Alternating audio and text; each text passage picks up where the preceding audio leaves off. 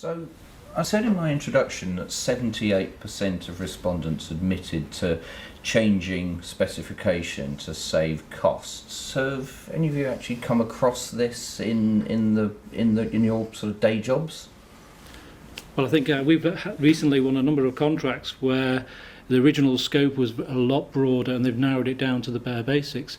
And the challenge, of course, is that from a third party looking into an organisation, and you're requested to give a feedback report, and you say, well, the boundaries need to be extended because we're missing key items of equipment to do maybe life assessments or health checks.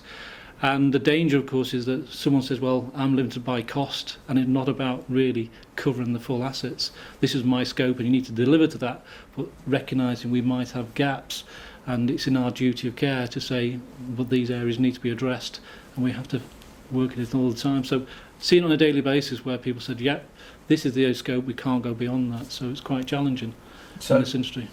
Don't tell me it's going to take another disaster to actually make people focus and stop what sounds to me like the risk. It's getting close to cutting corners rather than just cutting costs to increase efficiency.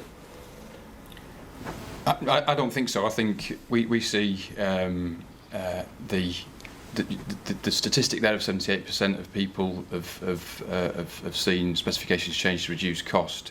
That's a daily discussion that we have with our customers at the design phase of a project, where for our level of equipment, which is quite niche, generic specifications will be applied. Going back to the discussion with the operators, what they need to understand is what's in it for them, and they can only get that from the supply base. So we can identify the over specification within general specification documents, and then start advising where, if we get into some specific engineering discussions about certain components or certain inspection routines or test routines, whatever that might be, we can take what is unnecessary cost. There would be no risk associated to taking those sort of costs out of the supply chain for those sort of products. So I don't think it's getting us nearer to some sort of safety precipice, if you like.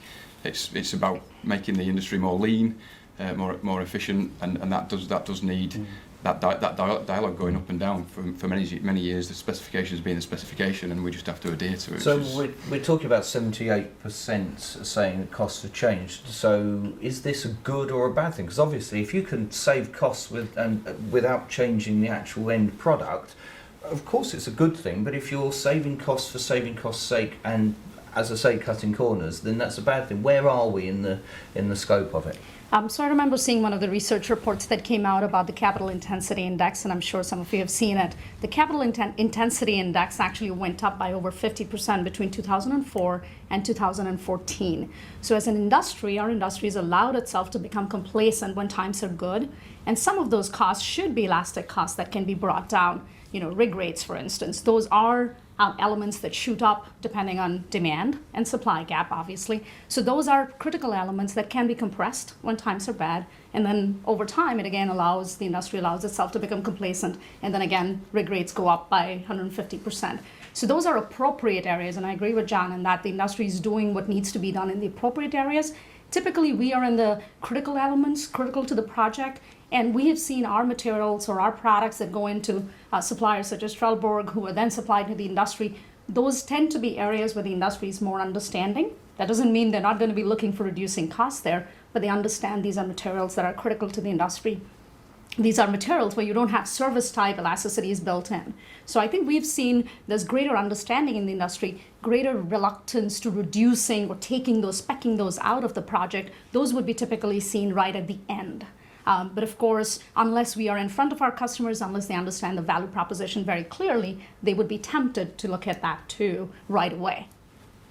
Yeah, I think going back to the sort of wider conversation about specifications, there's a debate going on right across the supply chain about functional specs versus detailed specs, about every aspect of the kit and the services that go into delivering an offshore project. And I think the jury's still out on that. I think one of the challenges is the nature of the relationships within the supply chain. I still feel it's very much a master-slave type relationship, and and that's sometimes appropriate, often appropriate. But you mentioned the automotive industry, and my impression is, from way back when I was involved in that industry, it's much more entwined, and they're looking for an outcome that really does work for all parties, rather than it's just what's good for me. And I think once we start moving in that direction, then the whole specification debate will move much more towards a functional specification and give the suppliers the latitude to add the value in the area of expertise where they're best able to do so. And we're seeing that happen, but it's taken this change in the oil price to stimulate that. It was like banging our heads against a brick wall until all of a sudden there's an incentive there to talk to upwards through the supply chain to the oil companies about things the industry could do smarter. So definite opportunities. Well, to go to that point there, I think that the crisis that we're kind of seeing now is driving change, and I think what I'd like to see is this together as the operators and the suppliers in the industry using this opportunity to do something different, to see this as a change in where we can make it sustainable, whether Aberdeen becomes a centre of excellence for the global market or whether it just utilises the UK continental shelf to the end of its term. But I think this is, more than any time, we should grab it and seize it with both hands and make those changes. And so have you found that the pace of change since the drop in the oil price has actually increased, and that innovation has speeded up since because of that? I kind of see different clients. I think I see clients that kind of go back inside their shell. They're literally battening down the hatches, managing the perfect storm, and I've got clients there that are actually looking for change. How can I do different things? And I definitely see two camps. I think I see the people with the older assets batten down the hatches. I don't want to change, I just want to survive. I want to get through to that next 18, 24 months. And I've got clients who are looking for that opportunity to do things differently, to look inwardly. And we've done a number of programs we call the 100-Day Challenge, which is really looking for marginal gains. And we've been very receptive, some companies, and some are kind of hesitant.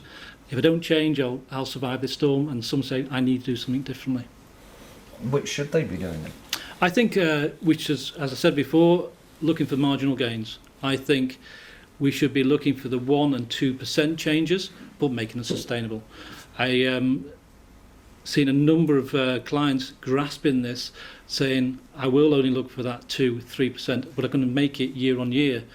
I think some clients have said, well, I'm looking for 25% change, but it might be save their costs for 12 months, but it's going to start to reoccur.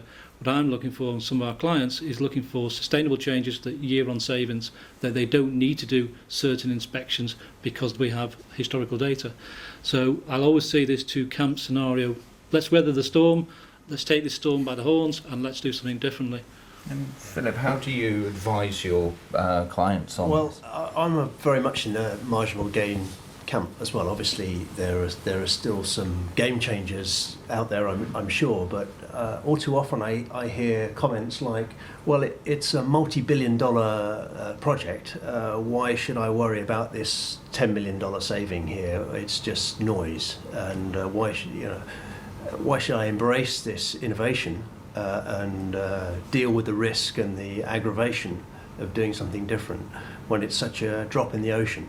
But the trouble is, that attitude permeates right across the whole project, and all of a sudden you've got $10 million popping up everywhere, and in isolation they don't mean much, but when you put it together it's a huge deal. So I'm in the David Brailsford camp of accumulation of marginal gains, and the net effect is gold medals. So bring it on. And David, when you come up with new products that you're taking to market, and you mentioned earlier the race to second, are you finding that your clients are waiting for somebody else to try it out first and check it's all working fine before they take it, and so once you've got the first sale, then the ball will start rolling quickly?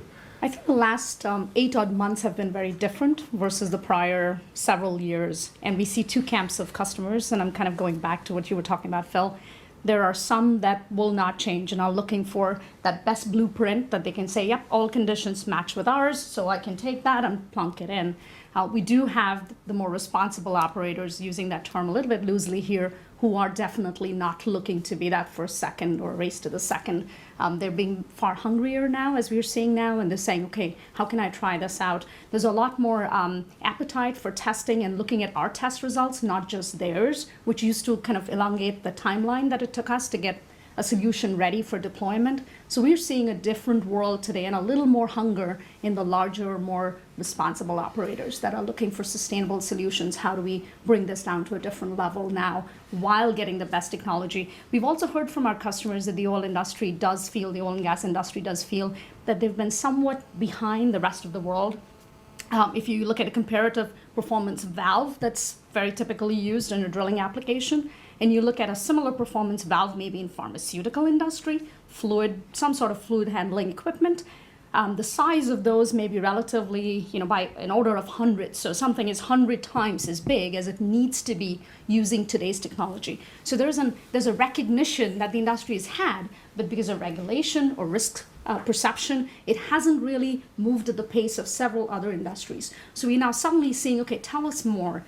We are a material science company, so they're coming to us and saying, what exists in your labs that you may be using, but you haven't yet commercialized? So we have some discussions going on there that we couldn't ever have imagined happening in the industry a year back. So it's a better environment from our perspective.